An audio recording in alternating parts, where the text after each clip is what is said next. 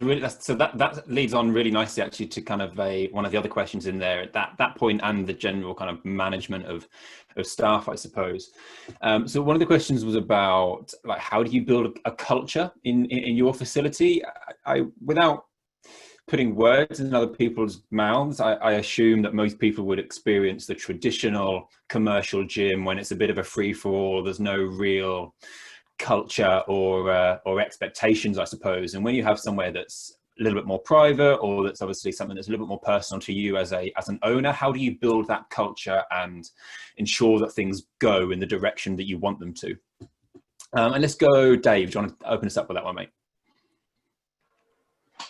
Yes, this for me was the first probably eye-opener I had that inspired me to do this. We'd won the Premiership, so I'm on cloud 9, and I have a week off, so I go to a commercial gym. I won't mention the name of it. And bearing in mind my profession, everything's going great. The training session I did there, I hated it, and I hated it because the environment just sucked the life out of me. And I thought, well, if I feel like this, imagine what it's like for everybody else.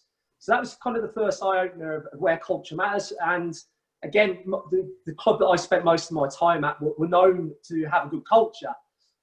I think I've always been really interested in the topic, and it's a bit of a pseudo-science in many ways, where people have a lot of opinions, but they don't necessarily count for much, and they're not very practical.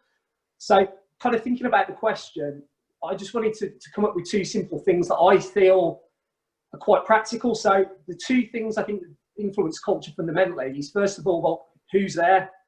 That could be your coaching team, your members, the people in the building. They then naturally influence what that environment, what that climate's like. And then the second thing is what they do. So if you imagine like a professional sports team or any sports team, like I used to play Sunday League football, so it could be the same thing. If you've got a team of great people and very few people who are negative, good people, you're going to have a great culture and it's going to push forward. But if you've got people who do maybe things they shouldn't do, rub the wrong way people up, all of a sudden then things are going to go the other way.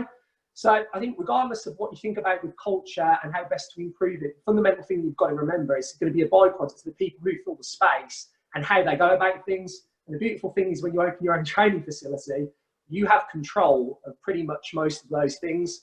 It just takes leadership to be able to do that.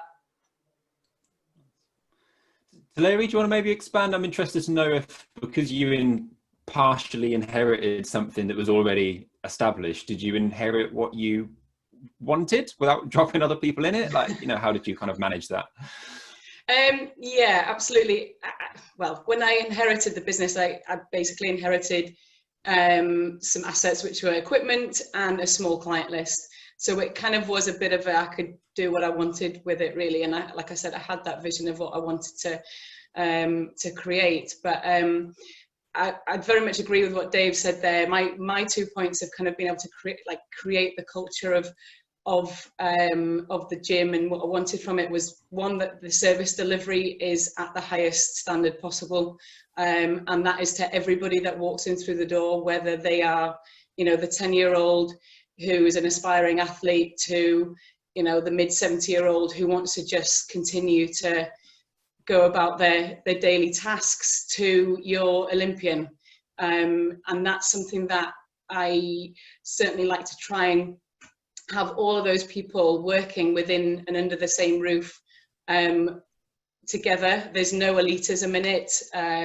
And the second point is very much staff.